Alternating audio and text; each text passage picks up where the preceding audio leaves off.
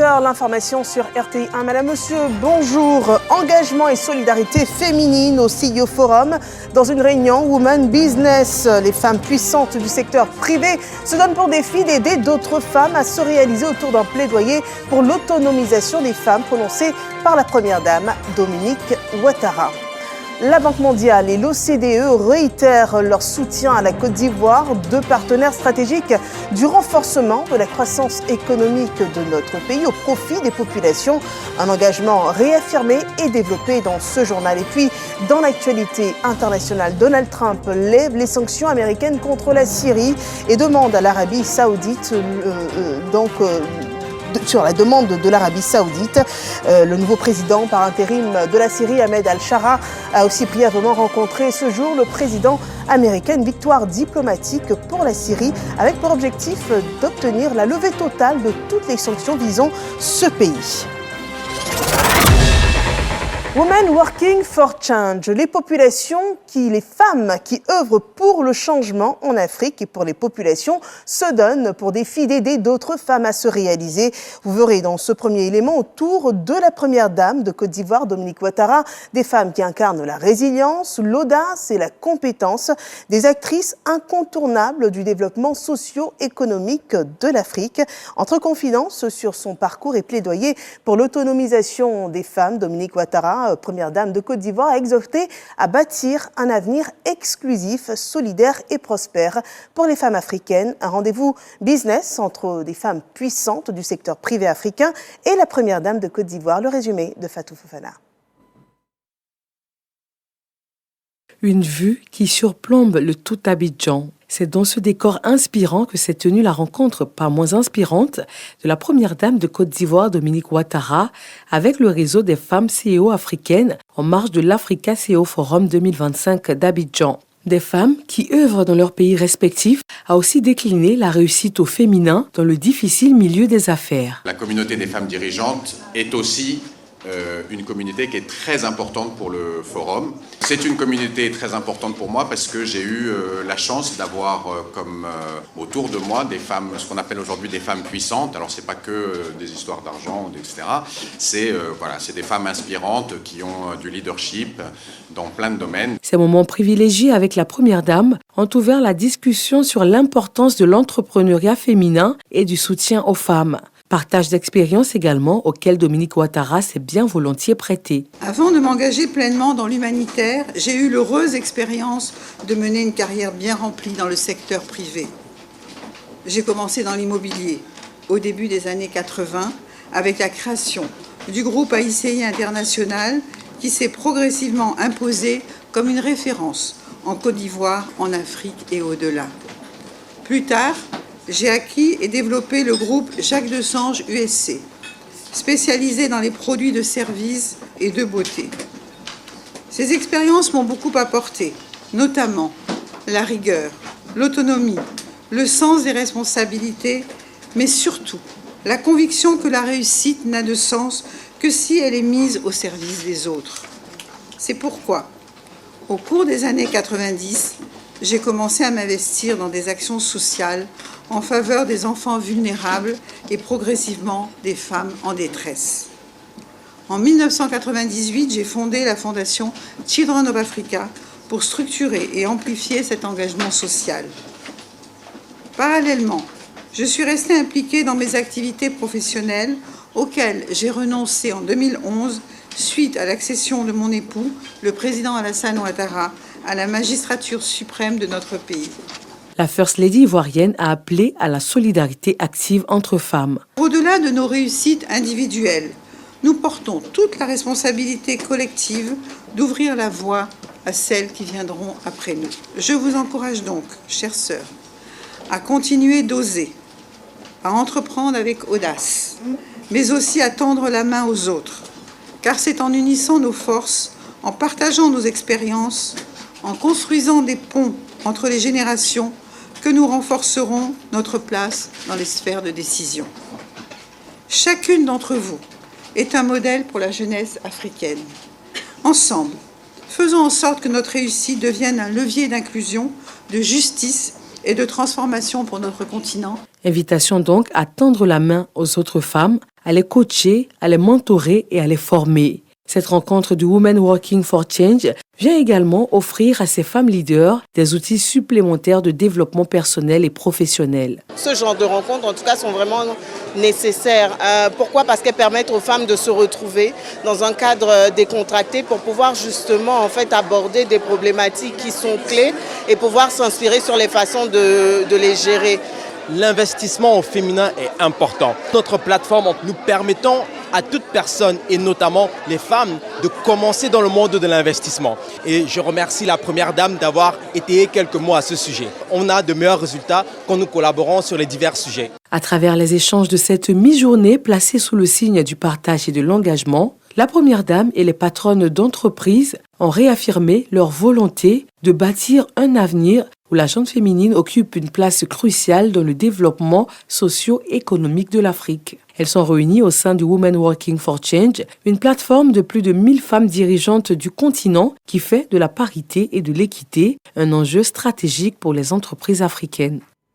Et voyons les retombées du CEO Forum. Pour l'exécutif, ce sont des partenariats stratégiques renforcés, précisément pour les secteurs de l'électricité et de la santé. La primature a vu défiler de nombreux partenaires de la politique ivoirienne de développement et tenait ses audiences entre le Premier ministre et le président de la zone Moyen-Orient et Afrique de Schneider Electric et le directeur général du Centre africain de contrôle et de prévention des maladies. Le compte rendu par Marie-Chantal Akanda et Adama Kéré. En recevant successivement Schneider Electric et Africa CDC, Centre africain de contrôle et de prévention des maladies, le Premier ministre Robert Begré-Mambé réaffirme la priorité qu'accorde le gouvernement à l'accès équitable à l'énergie et à la santé. Les échanges avec Schneider Electric ont confirmé la volonté de la Côte d'Ivoire de combler d'ici 2026 le gap énergétique national. Nous avons parlé de développement du réseau électrique en général et de l'énergie, du segment de l'énergie en Côte d'Ivoire, où ce secteur est déjà très développé. Nous sommes présents ici depuis très longtemps et nous avons parlé de l'accès à l'énergie électrique à toute la population de la Côte d'Ivoire, qui est déjà couverte de manière relativement très bonne, mais aussi la place de la Côte d'Ivoire dans le système énergétique de cette partie-là du monde. Quant à la rencontre avec Africa CDC, elle a permis de saluer les avancées significatives du pays en matière de financement domestique de la santé, reconnue et encouragée par l'organisation panafricaine. La Côte d'Ivoire aujourd'hui est en peloton de tête dans ce qui concerne le financement domestique de la santé. Et la Côte d'Ivoire est un pays modèle pour nous. Surtout en cette période de crise où on voit l'assistance extérieure baisser, on a besoin de modèles pour bâtir et convaincre d'autres pays que ça peut marcher. Ce double engagement du gouvernement traduit une vision cohérente du développement durable. Bâtir une économie résiliente, connectée et soucieuse du bien-être de ses populations. Deux autres partenaires stratégiques de la Côte d'Ivoire, la Banque mondiale et l'OCDE, l'Organisation de coopération et de développement économique, des institutions internationales associées au plan de développement économique de notre pays. Elles réaffirment leur engagement au renforcement de la croissance économique au profit des populations ivoiriennes. Le rapport de Jean-Louis Gbangbo. En marge du plus grand rendez-vous du secteur privé africain, la Côte d'Ivoire renforce ses partenariats de développement. Le Premier ministre Robert Begré-Mambé a reçu tour à tour Harold Tavares, administrateur du groupe Afrique de la Banque mondiale, puis Mathias Cormann, secrétaire général de l'OCDE. Avec le représentant de la Banque mondiale, il a été question du futur Plan national de développement 2026-2030, dont l'intégration au portefeuille de la banque est attendue. Pour Harold Tavares, les indicateurs sont prometteurs. Nous avons parlé du plan national de développement 2026-2030 et comment est-ce que ce plan-là peut rentrer dans le portefeuille de la Banque mondiale afin de pouvoir servir les intérêts du pays. Le pays a tous les ingrédients qu'il faut, les étoiles sont alignées, alors la banque se tient disponible pour appuyer véritablement la Côte d'Ivoire afin de pouvoir matérialiser tous les projets qui sont en cours de développement. Même engagement exprimé par l'OCDE, Organisation de coopération et de développement économique. Son secrétaire général, Mathias Korman, a salué la collaboration active avec le pays. On a discuté comment, à l'OCDE, nous pouvons soutenir les efforts du gouvernement ici à la Côte d'Ivoire, explorer les opportunités de travailler ensemble davantage pour renforcer la croissance économique, pour faire de sorte que les politiques publiques servent davantage les gens ici à la Côte d'Ivoire. Ces rencontres s'inscrivent dans la dynamique du gouvernement ivoirien de mobiliser tous les leviers internationaux pour une croissance durable et inclusive. L'Africa CEO Forum offre à ce titre une plateforme unique de dialogue stratégique. Et Abidjan, plaque tournante des grandes rencontres économiques. À peine l'Africa CEO Forum achevé que se préparent les prochaines assises de la BAD, l'assemblée annuelle prévue se tenir dans moins de 15 jours, du 26 au 30 mai prochain, avec en point d'orgue l'élection d'un nouveau président à la tête de l'institution. Les derniers points de réglage avant l'événement sont révélés dans ce commentaire de Victorine Oyobwe. Du 26 au 30 mai prochain, 5 jours au cours desquels Abidjan accueille le monde de l'économie et du développement. Ce sera l'occasion des assemblées annuelles 2025 du groupe de la Banque africaine de développement, BAD. Les organisateurs de l'événement sont à pied d'œuvre pour garantir son succès. And each day is packed with programs. Le programme est bien chargé. Il y aura des événements statutaires, il y aura des activités culturelles. Un des grands événements pendant ces assemblées sera donc l'élection d'un nouveau président de la banque. Nous remercions infiniment le gouvernement de la Côte d'Ivoire et particulièrement Madame le ministre Nialé Kaba, qui est le point focal pour le gouvernement de Côte d'Ivoire, qui a tout fait pour que nous puissions réussir ces assemblées annuelles. Nous disons bienvenue au monde entier ici à Abidjan, en Côte d'Ivoire. Il était important d'avoir donc leurs observations sur le travail qui a été réalisé et leurs orientations pour pouvoir continuer ce travail. Ces dernières années, la BAD est satisfait de l'état du portefeuille, ce qui montre que nous avons une excellente coopération et nous sommes ravis, nous sommes contents d'avoir cette appréciation de la banque. Tirer le meilleur parti du capital de l'Afrique pour favoriser son développement. C'est le thème autour duquel vont se dérouler ces assemblées annuelles 2025 en vue de porter le continent africain plus haut sur l'échelle mondiale du développement économique et social. Belle opportunité également pour Akiwumi Adesina, président sortant de la BAD, de faire le bilan de ces 10 années de gouvernance à la tête de l'institution. Et pendant ce temps, la diplomatie parlementaire est active à Jakarta, en Indonésie. Des échanges avec un sujet majeur, la coopération parlementaire et le rôle des femmes dans les instances décisionnelles. La Côte d'Ivoire qui passe le flambeau de l'union parlementaire des membres de l'organisation de la conférence islamique à l'Indonésie. Le compte-rendu de Carmel Dia et Abdulaziz Ganiou depuis Jakarta. À Jakarta, la Côte d'Ivoire s'apprête à passer le flambeau à l'Indonésie, à la tête de l'Union parlementaire des membres de l'Organisation de la Conférence islamique, UPCI.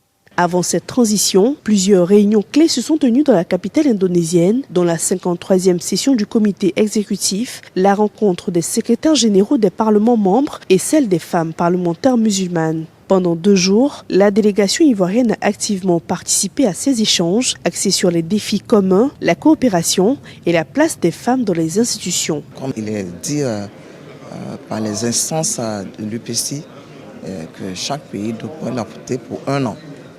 Nous avons fait 1 an plus 2 mois. Il n'est pas donné à tous les pays d'accepter d'habiter pendant 1 an la direction de cette organisation.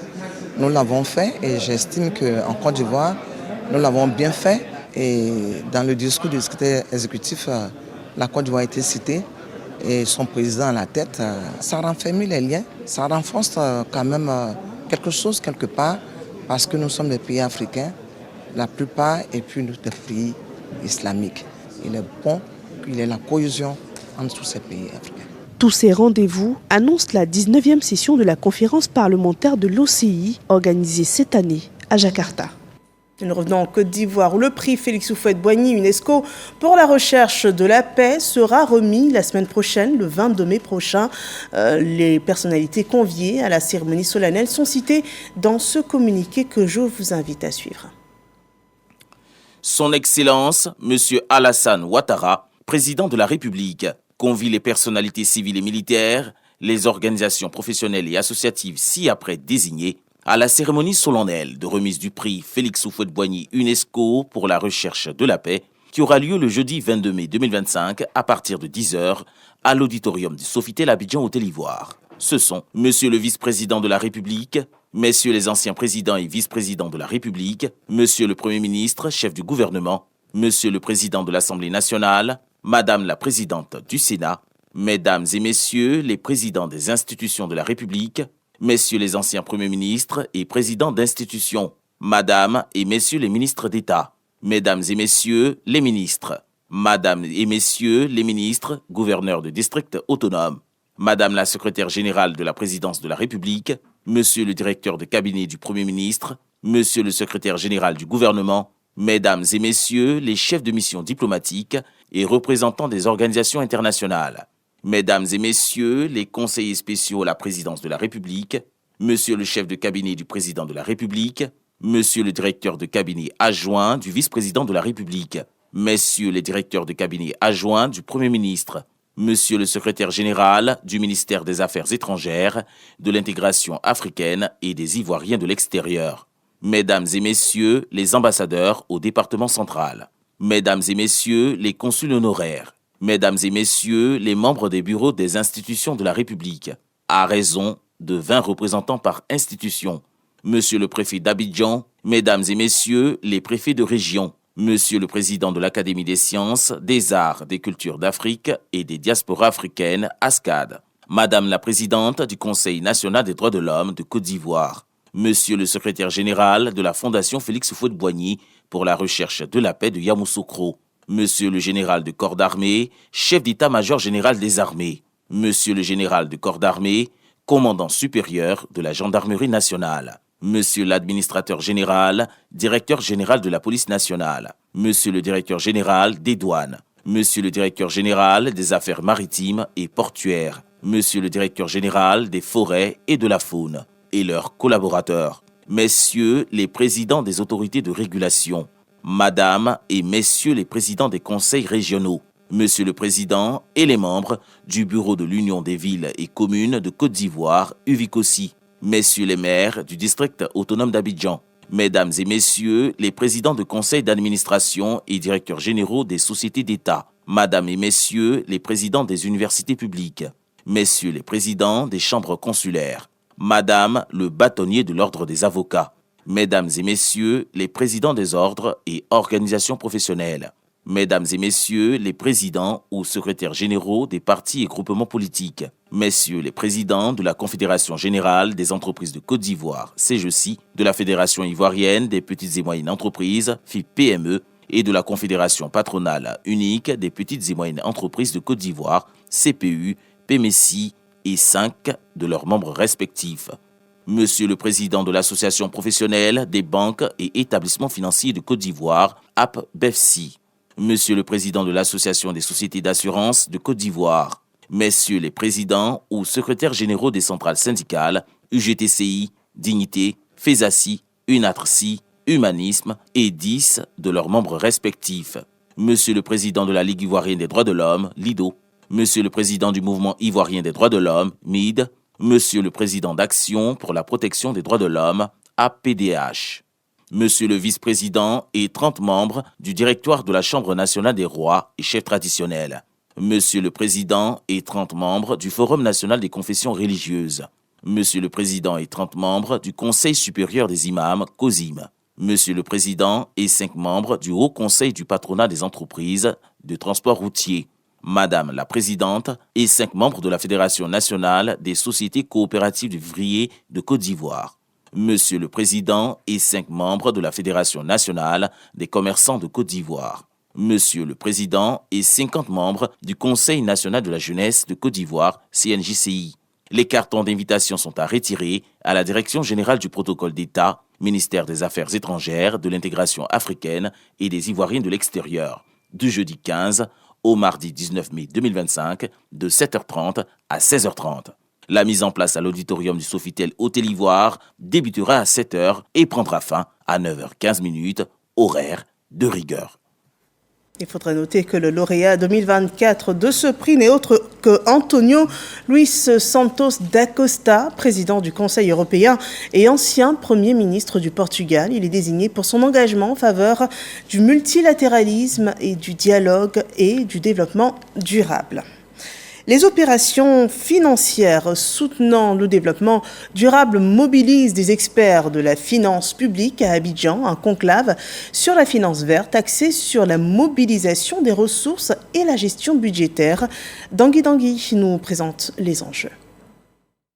Le changement climatique est une urgence et ne connaît pas de frontières. Ont martelé tour à tour experts et représentants de bailleurs de fonds, parmi lesquels la Banque africaine de développement et la Banque islamique de développement.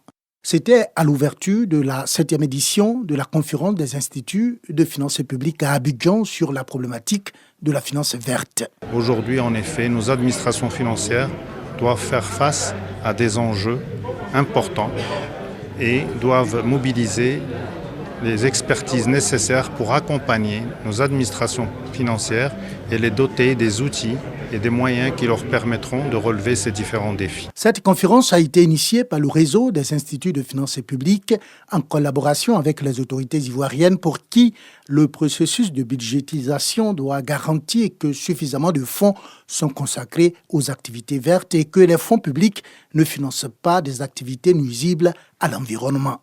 À ce propos, il importe de relever que la Côte d'Ivoire vient de démarrer l'intégration des paramètres climatiques, environnementaux et ESG dans la gestion des projets d'investissement public. Des efforts importants devront être déployés pour sensibiliser et renforcer les capacités de tous les acteurs budgétaires et sectoriels à la compréhension et au fonctionnement de ce système de marquage climatique. Créé au Maroc en 2017, le réseau des instituts de finances publiques est composé de 34 pays. La mission de ce réseau, selon son président, est d'offrir aux pays membres une plateforme de mutualisation, de synergie, de coopération et de dialogue interculturel, ainsi que de créer une valeur ajoutée à l'ensemble des intervenants dans le processus de réforme des finances publiques. Et avec le développement durable, pourquoi ne pas repenser notre système économique? Une économie solidaire et durable qui redéfinirait nos habitudes de consommation, une économie qui nous conduirait à agir avec éthique et responsabilité, qu'il s'agisse de l'individu ou de la communauté, un modèle alternatif, crédible et même salvateur. La réflexion est ouverte, on en parle avec Frédéric Gorebi, Jean-Marc Djadji et Fernand Conan. Promouvoir la consommation locale dans les années à venir. C'est la politique économique que devrait avoir la Côte d'Ivoire selon les organisateurs de la première édition du Forum de l'économie solidaire et durable. Si l'Afrique veut se développer, il faut que l'Afrique revienne à ce qu'elle a comme valeur locale. C'est très important. Sans quoi, ce sera difficile. Ce sera très difficile, le développement. Les discussions de ce colloque ont tourné autour de l'importance de consommer local et des solutions innovantes pour lutter contre la cherté de la vie. Il faut encourager la création des champions nationaux, à travers vraiment la création d'un cadre idéal, mais surtout aussi un accès aussi au financement, mais surtout aussi permettre aussi aux populations à travers des initiatives grâce aux différentes collectivités territoriales de faire la promotion du produit ivoirien, mais surtout aussi donner la possibilité aussi à cette population aussi de pouvoir s'acquérir des produits fabriqués par les Ivoiriens. Porte-étendard de la lutte contre la cherté de la vie, les femmes des marchés gourous sont présentées comme un modèle économique à encourager. Vous ne pouvez pas savoir combien de fois ces femmes se battent pour permettre aux Ivoiriens de manger, pour permettre aux Ivoiriens d'avoir des produits chez nous et qui se vendent relativement moins cher. Mais quand même, aujourd'hui, on a une réalité à travers les débats que nous avons eus. On nous dit que les prix des denrées alimentaires ont nettement augmenté. Donc du coup, il y a un travail à faire, un travail de sensibilisation, un travail de formation, mais un travail aussi d'éducation pour permettre aux Ivoiriens de continuer toujours de consommer ivoirien, mais également de voir comment on peut les accompagner dans la labellisation. L'État ivoirien être un modèle d'économie sociale et solidaire. Ce forum vient à point nommé pour placer l'humain au centre de tout développement socio-économique. L'économie de demain, c'est aussi celle qui sera construite autour des énergies fossiles. La ressource humaine, compétence aussi, est prête à accompagner ces terres et est en pleine formation. À Yamoussoukro, des directeurs des instituts de formation en oil et gaz de l'Organisation des producteurs de pétrole africains sont en train de renforcer leur coopération pour plus d'impact sur notre continent. Suivant le rapport de La Réunion par Kader Sogodogo. Les ressources minérales sur le continent africain représentent 30% à l'échelle mondiale. Un bon point pour l'économie, tant le pétrole et le gaz pèsent en volume financier. Son exploitation doit être l'affaire de personnes formées. En la matière, des instituts de formation existent à travers le continent. Justement, un forum réunissant les directeurs de ces instituts existe et est affilié à l'Organisation des producteurs de pétrole africains. Le forum tient sa 3e réunion en terre ivoirienne, précisément à l'Institut national polytechnique Félix Houphouët-Boigny, INPHB de Yamoussoukro. Donc nous sommes très heureux que les instituts de formation dans le secteur du pétrole de l'APO, Organisation panafricaine des pays producteurs de pétrole, se retrouvent ici à Yamoussoukro, au sein de l'INPHB, dans ce temple de savoir, pour pouvoir discuter sur les problématiques qui les concernent. Coopération synergie, les travaux de Yamoussoukro se veulent un cadre idéal pour la mise sur pied d'un observatoire régional de la formation. Sa mission, centraliser les données, identifier les besoins émergents et soutenir les réformes nécessaires afin d'accompagner le continent vers une meilleure maîtrise de sa destinée énergétique. On prépare aux travaux le représentant du ministre ivoirien des Mines, du Pétrole et de l'Énergie, ainsi que celui de l'enseignement supérieur et de la recherche scientifique. Nos infirmières veulent également écrire l'avenir. Elles brandissent leur engagement dans le système sanitaire, dans la prévention, les soins de santé primaires et l'accompagnement psychosocial. Elles militent aussi pour plus d'attention de la part des décideurs. Didier Nguessan nous en dit plus. Partie du savoir scientifique pour aboutir à la profession d'infirmier. Un métier, une vocation, celle de sauver des vies. Ce 12 mai, ces agents de santé commémorent la journée internationale de l'infirmier. Au grand amphithéâtre de l'INFAS à Trècheville, une conférence sur le rôle de l'infirmier en Côte d'Ivoire étend le voile sur la profession. Nous retenons par là que, à partir d'aujourd'hui, l'infirmier ne doit pas jouer le second plan, plutôt le premier rôle dans le système de santé en Côte d'Ivoire. Pour lever l'anarchie dans le secteur, sous l'impulsion du ministère de tutelle, un ordre des infirmiers de Côte d'Ivoire a vu le jour pour plus de professionnalisme. Cette journée est également l'occasion d'adresser les préoccupations. C'est que les piliers sur lesquels en fait, l'ordre repose pour assurer sa mission sociale au sein de la société ivoirienne, c'est les 4 piliers que nous appelons les piliers opérationnels de la qualité totale des services soignants. Le premier pilier, c'est le savoir à la base du prendre soin, à la base des soins infirmiers, et lequel savoir va justifier la formation académique diplômante, ici même à l'INFAS, et cela va permettre une pratique sécuritaire de l'offre des soins infirmiers, et tout ça pourquoi? Pour 4e pilier, assurer la satisfaction du bénéficiaire. La journée internationale de l'infirmier est célébrée en mémoire des nobles actes accomplis par les infirmiers et infirmières pour la société. Elle est instituée en 1965 par le Conseil des infirmières. L'actualité hors de nos frontières aux États-Unis, la tournée de Donald Trump dans la péninsule arabique depuis Riyad. Le président américain a annoncé la levée des sanctions américaines contre la Syrie. Le ministre syrien des Affaires étrangères, Assad al-Shabani, a salué cette décision du président américain, évoquant un tournant décisif pour son pays. Il faut noter que Donald Trump a même rencontré ce mercredi, le président Ahmed al-Shara. L'entrevue, annoncée comme brève et informelle par Washington, a débuté peu avant une réunion du Conseil de coopération du Golfe, organisation de 6 pays de la région. C'est la fin de ce journal. Merci de nous avoir suivis. Excellent après-midi sur RTI 1. La suite de l'actualité sur rti.info et à 20h avec Marie-Laure Gorin.